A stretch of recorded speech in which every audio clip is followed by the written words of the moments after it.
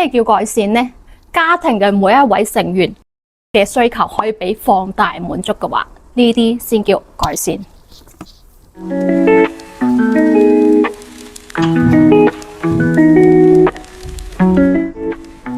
對於30歲到40歲左右嘅家庭話事人嚟講嘅話，喺市區距離自己工作嘅地方、小朋友返學都近嘅地方，住上咁樣嘅一個大平層，有大嘅客廳、大嘅廚房，享受好嘅物業嘅話，呢個就叫改善啦。249個方，1200萬到1600萬左右。距離珠海中心會展中心大概係1.5公里左右。咁距離我哋嘅十字門小學同埋十字門中學、匯民中學呢，大概都係1.1公里左右。咁我哋嚟睇下我哋話事人嘅套房啦。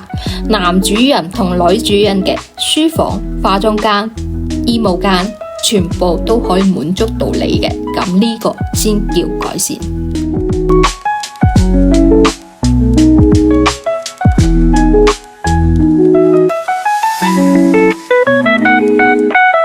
對於屋企嘅長者嚟講嘅話，屋企附近如果有高鐵、商場、醫院、公園，係非常之重要嘅，可以同自己嘅小朋友、孫仔孫女住埋一齊，係幾咁幸福噶。咁如果仲有擁有自己嘅套房嘅話，咁呢個先叫改善。